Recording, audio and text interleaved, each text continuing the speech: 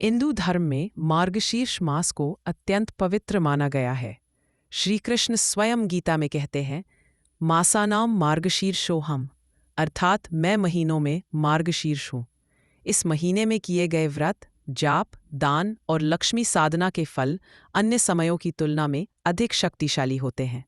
विशेषकर गुरुवार के दिन किया गया महालक्ष्मी व्रत अत्यंत शुभ माना जाता है। जो भी इस व्रत को करता है, उसके घर से दरिद्रता, कर्ज, क्लेश और दुर्भाग्य दूर होते हैं और स्थायी लक्ष्मी का वास होता है। कथा प्रारंभ करते हैं। बहुत समय पहले एक नगर में एक ब्राह्मण रहता था। उसका नाम था धनजीवन, पर विडंबना यह थी कि उसके जीवन में धन नाम की कोई चीज नहीं थी। उसकी पत्नी का नाम था सरस्वती। नाम बड़ा था, पर जीवन में ज्ञान नहीं, केवल संघर्ष और आंसू थे। उनका घर छोटा था, टूटी खपरेल वाली छत थी, मिट्टी का चूल्हा था और 2 छोटे बच्चे थे, आरफ और गौरी। घर में अक्सर धुआं होता था, पर चूल्हे पर चढ़े बर्तन में भोजन नहीं होता था। पहनने को 2 ही कपड़े थे।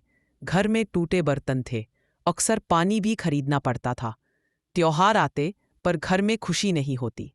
बच्चे कभी मिठाई नहीं खा पाते थे, पर एक चीज थी, विश्वास। हर गुरुवार सरस्वती कम से कम एक दिया जलाकर माता को याद करती और बोलती, हे महालक्ष्मी, एक दिन मेरा भी द्वार खटखटाना। घटना जिसने जीवन बदल दिया। मार्गशीर्ष मास का पहला गुरुवार आया। सुबह वातावरण में अलग सी शांति थी। सरस्वती ने देखा कि घर के बाहर एक पीले वस्त्रों में साध्वी खड़ी थे। उनके चेहरे पर तेज था और हाथ में कमल का फूल। सरस्वती ने उन्हें प्रणाम किया। साध्वी बोली, बेटी, आज मार्गशीर्ष का पहला गुरुवार है। लक्ष्मी तुम्हारे घर आने वाली है, पर क्या तुम उन्हें टिकाना चाहती हो?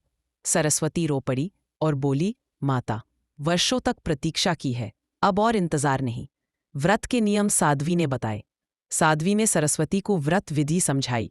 विधि: सुबह स्नान कर पीला वस्त्र पहनना, घर में कपड़े नहीं धोना, घर में झाड़ू नहीं लगाना, भोजन में नमक नहीं डालना, तुलसी माता को जल देना, महालक्ष्मी की पूजा करना, पीला भोजन और पीली वस्तुएं दान करना, कथा सुनना और दीपक जलाना। ये व्रत 16 गुरुवार तक करना।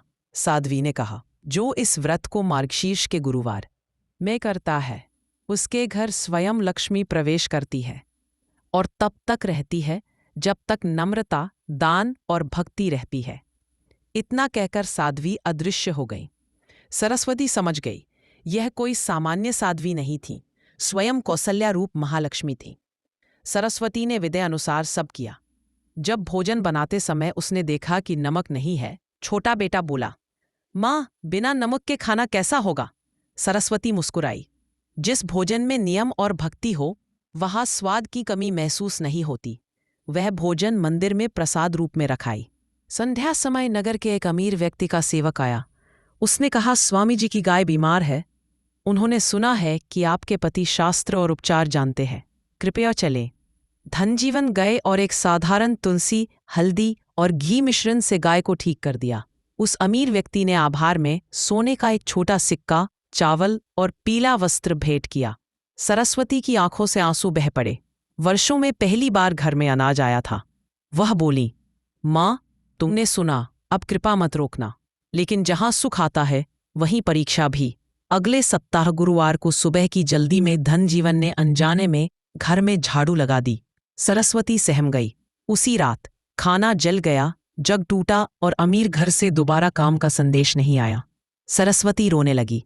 उसी रात उसके स्वप्न में वह साध्वी फिर आई और बोली, बेटी, गलती मनुष्य से होती है, पर पछतावा और सुधार भक्त को महान बनाता है। सरस्वती ने हाथ जोड़कर क्षमा मांगी। दूसरे गुरुवार को नगर के राजा के पुरोहित आए और बोले, राजमहल में मार्गशीर्ष पूजन है।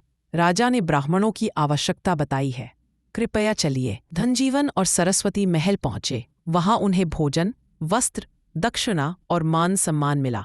बच्चों को पहली बार अच्छा खाना मिला और सरस्वती के हाथों में पहली बार सोने की चूड़ियां पड़ी। सरस्वती और धनजीवन अब प्रतिदिन भगवान की कृपा और माता महालक्ष्मी के चमत्कार महसूस करने लगे थे। पहले जहां घर में चूल्हा जलना भी कठिन था, अब हर दिन इतना भोजन आने लगा कि वे खुद सोचते, क्या सचमुच ये वही जीवन है? बच्चे पहली बार खुश दिखाई देने लगे थे। गौरी अब मिट्टी की गुड़िया नहीं, बल्कि नकली कांच वाली चूड़ियां पहनने लगी थी। लेकिन जहां सुख आता है वहां संसार परीक्षा भी लेता है कि भक्ति सच्ची थी या सिर्फ सुविधा मिलने पर की गई थी।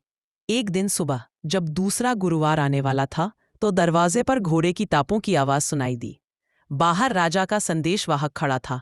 उसने कहा, राजा ने सुना है कि आप बहुत धार्मिक हैं और मार्गशीर्ष गुरुवार का व्रत करते हैं।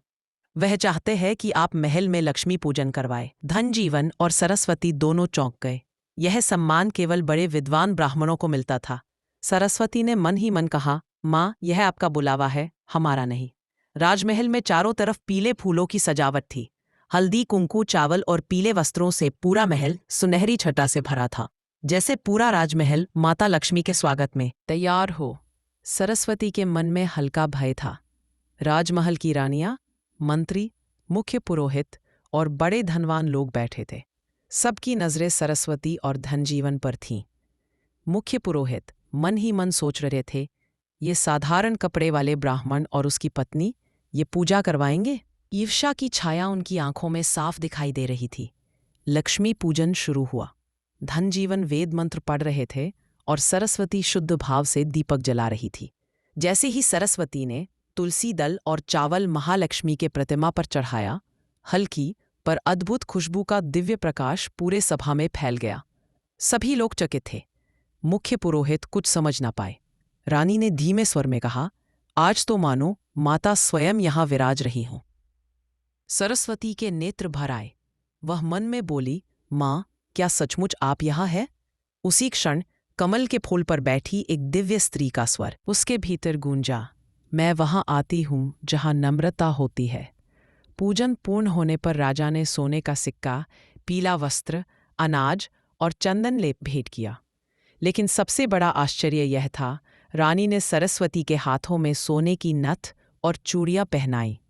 पूरा दरबार देखकर स्तब्ध था। मुख्य पुरोहित के मन में ईर्ष्या और जलन बढ़ने लगी। राजमहल से लौटते समय नगर में चर्चा फैल गई। एक साधारण ब्राह्मण और उसकी पत्नी को इतना सम्मान। कुछ महिलाएं बोली, लगता है जादू टोना किया है। किसी ने कहा, यह सब ढोंग है। इतनी जल्दी कोई इतना सौभाग्य कैसे पा सकता है? लेकिन सरस्वती शांत रही। वह केवल एक बात बार बार दोहरा रही थी, जहां भक्ति होती है वहां बाधाएं आती है, ताकि भक्ति की मजबूती सिद्ध हो सके। तीसरा गुरुवार आया। सुबह सरस्वती पूजा की तैयारी कर रही थी, तभी अचानक पानी भरने की मटकी गिरकर टूट गई। आंगन की तुलसी हवा में हिलकर झुक गई और अचानक चूल्हा बुझ गया। मानो सब कुछ विपरीत होने लगा। गौरी रोकर बोली, माँ, क्या माता नाराज हो गई? सरस्वती ने बच्चे को गले लगाया और बोली, नहीं बिटिया, जब ज्ञान का प्रकाश पास होता है गौरी भाई, तब अंधकार जोर से संघर्ष करता है। तभी दरवाजे पर दस्तक हुई। साध्वी का फिर आगमन। दरवाजे पर वही पीले वस्त्रों वाली साध्वी खड़ी थी। उनकी आंखों में तेज और मुस्कान वैसी ही थी। वह बोली, बेटी, आज की बाधाएं तुम्हारी परीक्षा हैं। इन्हें देखकर भयभीत मत होना। सरस्वती बोली, माता, क्या मैं कहीं भूल गई? साध्वी मुस्कुराई, नहीं बेटी, अब क्या मैं आगे भूल गई? अब अपनी अंदर से दान, नम्रता और शुद्ध नियमों के साथ स्थिर रहता है। आज का व्रत सबसे महत्वपूर्ण है। यह कहकर साध्वी ने अपनी हथेली खोली। उसमें चमकता पीला कमल पुष्प था। वह बोली, इसे पूजा में रखना और दीपक कभी बुझने मत देना। इतना कहकर वह गायब हो गई। सरस्वती ने वही किया जो साध्वी ने कहा था। जैसे पीला कमल माता की मूर्ति के चरणों में रखा गया, पूरे घर में चमकदार सुनहरी रोशनी फैल गई। दीवारें, चूल्हा, पात्र, वस्त्र सब मानो सोने सा तेज देने लगे। बच्चों डरकर माँ की बाहों में छिप गए। धनजीवन ने धीमे स्वर में कहा, यह माता महालक्ष्मी का साक्षात आगमन है। सरस्वती के नेत्रों से आंसू बहने लगे। वह कह रही थी, माँ, अब कभी मत जाना। और तब एक धीमा कोमल पर स्पष्ट स्वर सुनाई दिया, मैं तब तक रहूंगी जब तक तुम दान, भक्ति और नम्रता नहीं छोड़ोगी। सरस्वती और धनजीवन के घर अब माता महालक्ष्मी का वरदान स्पष्ट दिखाई देने लगा था। भी पहले जहां दरिद्रता, भूख और चिंता थी, वहां अब शांति, सम्मान और सुख आ रहा था। परंतु जहां प्रकाश बढ़ता है वहां उसकी छाया भी जन्म लेती है। नगर में कई लोग सरस्वती के सौभाग्य से प्रसन्न थे, लेकिन कुछ के मन में ईर्ष्या और संदेह जलने लगे थे। एक दिन बाजार में कुछ महिलाएं बातें कर रही थीं। क्या तुमने सुना? वही गरीब ब्राह्मण अब रोज महल जाता है। दूसरी बोली, मुझे तो लगता है रानी उन पर किसी जादू में बंध गई है। तीसरी बोली, और वो सरस्वती, बिल्कुल रानी जैसा पहनावा। भीड़ में खड़े मुख्य पुरोहित के शिष्य ने कहा, पुरोहित जी कह रहे थे कि यह पूजा विधि गलत है। किसी स्त्री को मुख्य पूजा करने का अधिकार कैसे दिया जा सकता है? भीड़ में फुसफुसाहट और तेज हो गई। चौथे गुरुवार की सुबह आते आते तनाव और संदेह इतना बढ़ गया कि नगर के कुछ लोगों ने सरस्वती और धनजीवन के घर जाने का निश्चय किया। सुबह जब सरस्वती पूजा की तैयारी कर रही थी, तभी दरवाजे पर जोरदार दस्तक हुई। धनजीवन ने दरवाजा खोला तो नगर के कुछ मंत्री, मुख्य पुरोहित और सैनिक खड़े थे। उनके चेहरे पर कठोरता थी। पुरोहित ने कहा, राजा ने तुम्हें तुरंत दरबार में उपस्थित होने का आदेश दिया है। कि सरस्वती घबरा गई। धनजीवन ने शांत स्वर में कहा, क्या कोई अपराध हुआ है? पुरोहित व्यंग्य से बोला, तो वही बताएगा जिसने किया है। दरबार विशाल था। राजा सिंहासन पर बैठे थे और उनके चेहरे पर गंभीरता थी। रानी चिंतित और बेचैन दिख रही थी। धनजीवन और सरस्वती को बीच में खड़ा किया गया। कि पुरोहित ने कठोर स्वर में कहा, राजन, ये दोनों जादू टोना करते हैं। इन्होंने लक्ष्मी पूजा के नाम पर मंत्र शक्ति का उपयोग करके महल और नगर के लोगों को प्रभावित किया है। दरबार में शोर मच गया। कुछ बोले, हाँ, चमत्कार ऐसे कैसे हो सकते हैं? सरस्वती की आंखों से आंसू गिर पड़े।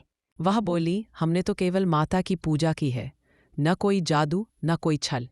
पुरोहित बोला, यदि यह सत्य है तो आज यहाँ माता प्रकट हो।